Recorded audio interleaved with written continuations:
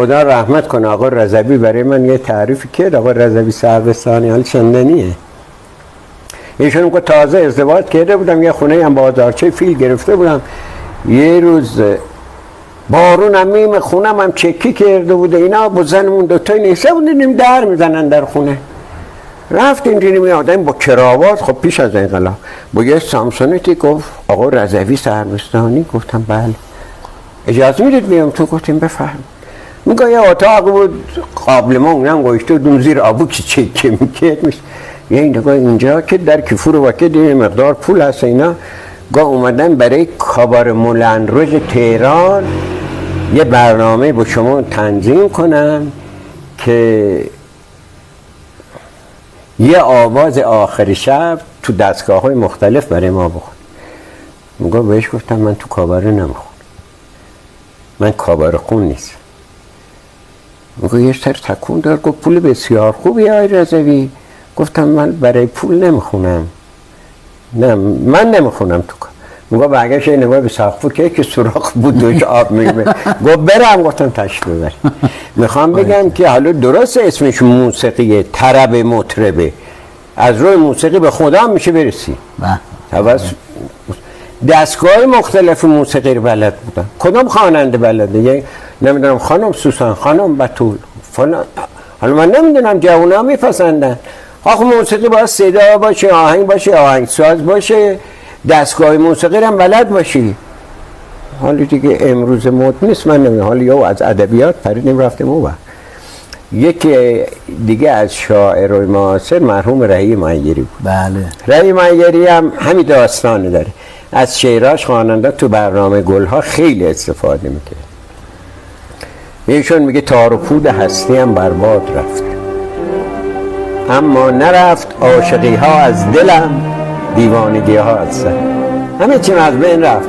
عشق تو دلم منفقد، دیوانگی هم تو سرم. یه خورده ناراحت بود از دست زمان و روزگار و اینا. گفت که از زندگانی هم گله دارد جوانی هم، شرمنده جوانی از این زندگانی.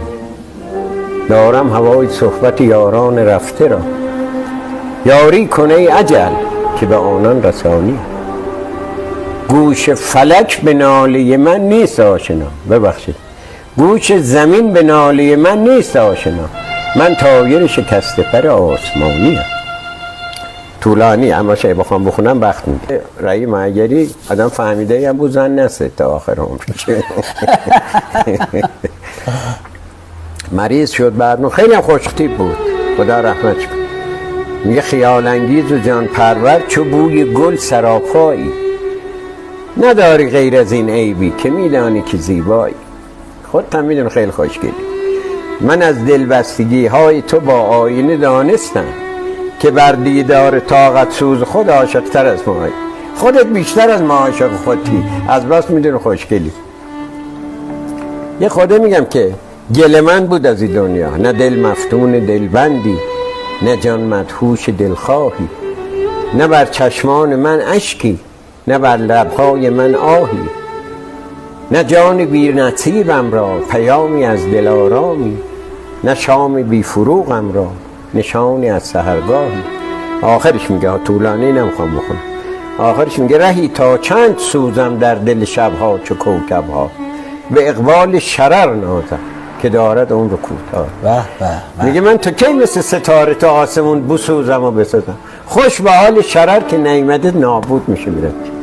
خدا رحمت کنه رهی معیری ره. ایشون هم شعراش تراناش برای گلها میخون.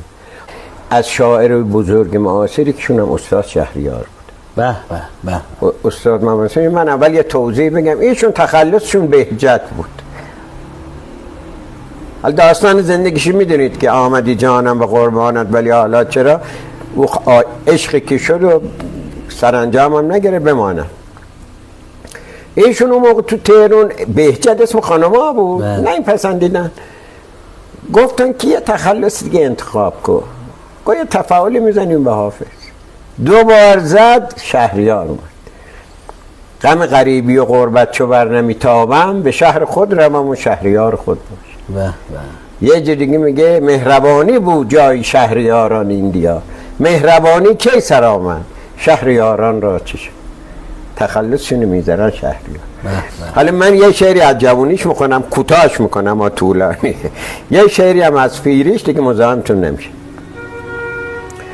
میگه گفته بودم دوستت دارم ولی این بار نه، گفته بودی بی تو میمیرم ولی انگار نه، هرچی گویی دوستت دارم به جز تکرار نیست، خونه میگیرم به این تکرار توتیوار نه، قصد رفتن کرده ای تا باز هم گویم بمان، بار دیگر میکنم خواهش ولی اصرار نه، دل فروشی میکنی گوی گمان کردی که باز با غرورم میخرم آن را در این بازار نه، گه مرا پس میزنی گاهی به پیشم میکشی، آنچه دستت دادم اسمش دل است افسار نه. خدا رحمتش کنه. یه شعری هم از زمان پیریش میخونم براتون، حال دیگه وقت دوستانم میگیره ما رو ببخشن. گفت که پیرم و گاهی دلم یاد جوانی میکن، بلبل شوقم هوای نغمه خوانی میکن، همتم تا میرود ساز غزل گیرد به دست، طاقتم اظهار عجز و ناتوانی. دلم میخواد شعر بگی، همتش دارم طاقتش ندارم، با همه نسیان یعنی فراموش، با همه نسیان که دارم در پی آزار من، خاطرم با خاطرات خود تبانی میکن. یه یاد جوانی میکن. گر زمین دود هوا گردد همانا آسمان، با همان نخوت که دارد آسمانی میکن. طفل بودم دزدکی پیر و علیلم ساختم، آنچه با ما میکند گردون نهانی میکن. بگذرد قرنی به پایان و سپهر بایگان، دفتر ایام ما هم بایگانی. شهریارا گو دل از ما مهربانان مشکنید، ورنه قاضی در قضا نامهربانی.